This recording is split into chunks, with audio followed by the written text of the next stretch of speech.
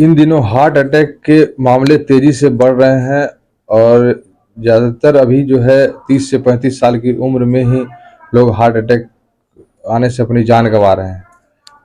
और हृदय संबंधित रोगों के होने के कई कारण होते हैं, जिसमें खराब जीवन शैली, अनहेल्दी खान पान, अधिक मसालेदार या जो जंक फूड, जो जो बाहरी जो जंक फूड का जो सेवन करते हैं, तो उसमें high blood pressure, high cholesterol level, मोटापा आदि, ये इस तरह का जो है कुछ संकेत और जो लक्षण जो है, जिसके कारण आप अपना जान गंवा सकते हैं। तो इसी सब जानकारी के लिए इसका क्या साइन है हार्ट डिजीज़ का और किस तरह का सिम्टम्स देता है, तो चलते हैं डॉक्टर अरुण कुमार के पास और जानते हैं तमाम सभी चीज़ों की जानकारी।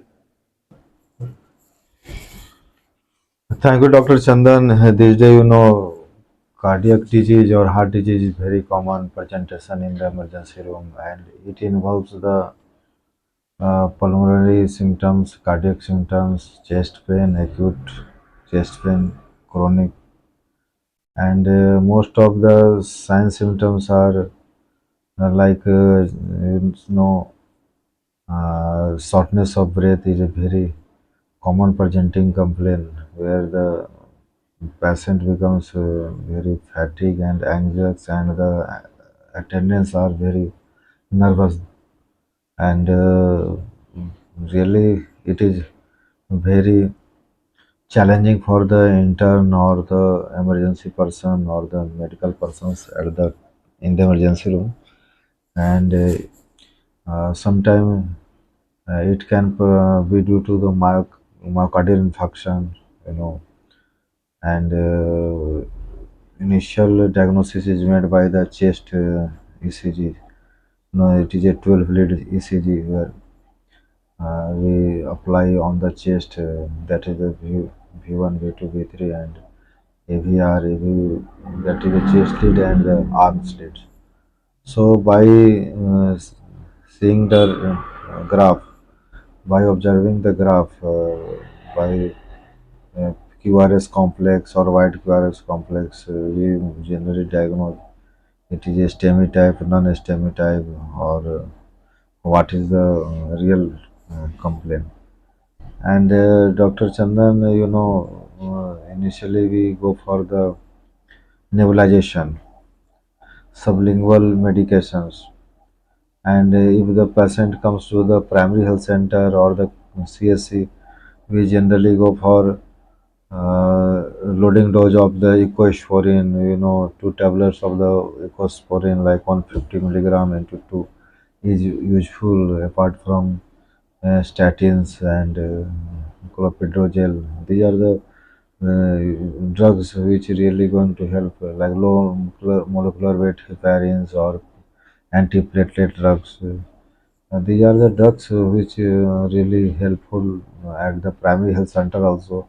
These days, government is planning a lot of program where PSC person or the people working at the CSC or district level are trained by the national advisory group, and they are really doing nice work where the work of the cardiologist becomes very easy, and they are doing the stenting and they are doing work at the highest center or the corporate center. So in I think in most PSC patients are generally referred to the higher centers. Patient complaining of the acute chest pain or patient complaining of HOB, and most of the pain may be due to the cardiac or non-cardiac. Cardiac pains are generally angina or acute coronary syndrome or pericarditis aortic dissection, and some patients which are non-cardiac originating can be due to the ribs or pulmonary embolism or costochondritis or pneumonia, pneumothorax, pleurisy, you know, apart from herpes zoster and injured gastroesophageal reflux disease is also the common presentation where the patient is complaining of the chest pain, and it can be misdiagnosed for the MI or angina or STEMI or non-STEMI. For the all investigate for all these diagnoses, we are the single investigation, that is the ECG. Apart from that, it can be the valvular, origin can be the valvular, where the echocardiography, stress echocardiography is compared to the resting, it is more helpful. And valvular changes are mostly seen on the resting echocardiography also, or treadmill echocardiography. After treadmill, we do the MUGA also. For the nuclear medicine, perfusion scan is very essential, where we can help of the aspect CT or PET CT we are doing. Apart from the technetium scan, gallium, radium, rubidium, these are the radio tracer, where with help of that we can go for the scanning, and we can conclude what is the basic cause, or what is the current scenario of the patient's heart. And that is a multi-gated scan, MUGA. That is a very much diagnostic, and it is not so much popular, but it gives a lot of information about the conduction, about the hypertrophy, what is the patient's condition, musculature, and if there is any coronary artery blockage, uh, and that gives the information. If there is a conduction delay in terms of the SA node or AV node, you also know these days conduction problem is much more common, where the pacemaker is used, and every conduction delay, that is the time delay between the arterial to ventricular velocity, that becomes slightly disorganized, non-synchronized, and that leads to the cardiac arrhythmia, that is tachyarrhythmia or bradyarrhythmia, tachycardia, atrioventriculation, AV fibrillation, or flutter.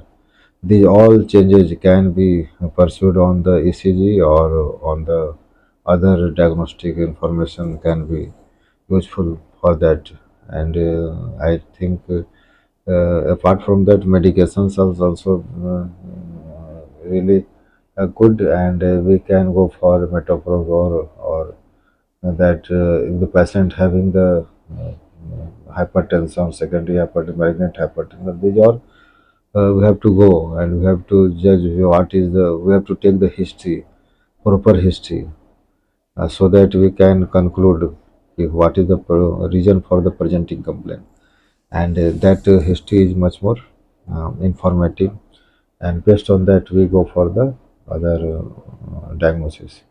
And sometimes cardiac surgery is also done, if we there is no any fruitful indication for the medications, though we can for the so I've told you about the pacemaker.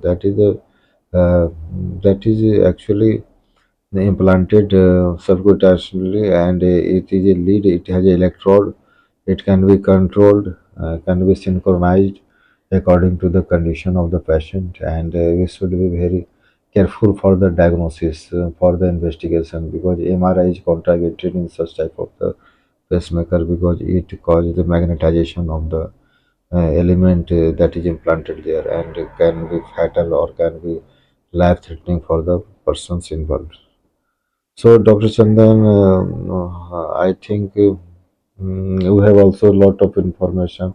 We have already discussed in the previous videos, where we have already told about the cause, where the Western lifestyles, that is the less intake of the nutritious material, and the less fibrinogenous material, or the persons with the diabetes or hypertension, they are more vulnerable for the angina pectoris, or we say by the pericarditis, or a lot of conduction abnormality. So I will focus on the basically how we diagnose. So first diagnosis by the ECG, where other variants like the WP syndrome, Wolf Parkinson White syndrome, Brugada syndrome. These are the common syndrome associated with that. One Koch angle is very important about the AV conduction, where AV node, SA node we are talking about. So these are the region where we have to focus, we have to analyze. We can find on the QRS complex, so QT complex, widening of the QT complex, U wave. Sometimes we find the U wave, ST depression, ST elongation. So these are the things we have to focus. We have to judge on the ECG before coming to the diagnosis of the heart failure or heart patient or the cardiac patient. That is the what is the region of the cardiac pain, or it is cardiogenic or non-cardiogenic. So because it's a very much emergency condition, patient become very nervous, and after analyzing on the ECG, we can either sinus rhythm or arrhythmia patient, or sometimes conduction delays, where the elongation of the that is the time, that is the ST segment elevated, or non-STEMI or STEMI. Sometimes QRS complex becomes wider due to the conduction delay. A lot of other variants are there. In AV conduction, we find the first degree AV or second degree AV block. And again, in the second degree AV block, it can be the Mobius type 1, that is also known popularly Vankeback, or second degree AV block, Mobius type 2. So, apart from this, there is also third degree AV block, where the condition, then again 2 is to 1 or 3 is to 1, what is the beat, what the beat we are disappear. So these are the conditions. Apart from this, these days in the old age, cardiomyopathy is also very common, where the size of the heart becomes increased. Sometimes the contractibility of the heart, that is the cardiomegaly, where if there is any term stenosis is there, or stenosis, so the size of the heart becomes really enlarged, and that in the excess X-ray we can find the cardiac slots enlargement, where the cardiac to the chest ratio becomes increased. So these are the investigation. These are the primary investigation that can be informative, and based on that we can start some medications. Investigations are very common. We already discussed that the loading dose of the lidipine, or that statin can be helpful in the sort out the emergency conditions. And if the patient is complaining of the sometimes pulmonary embolism is very common, and it is very crucial to judge, so that we can start the medicine. And sometimes the infusion, pericardial infusion or pleural infusion, can be also the life threatening and diagnostic on the digital X-ray or X-ray. The CT scan, helical CT scan can be done to diagnose the patients. So, thank you, Dr. Chandan, for giving the time, so that this can be more informative. And last but not least, I will also go for the cardiac transplantation, heart transplantation, better know. These days, if that is valve, or that cardiomegaly becomes so much damage that cardiac musculature is not working, where patient has capacity for that, so we can go for the cardiac transplantation, and all those criteria following after that, we can go. It can be done.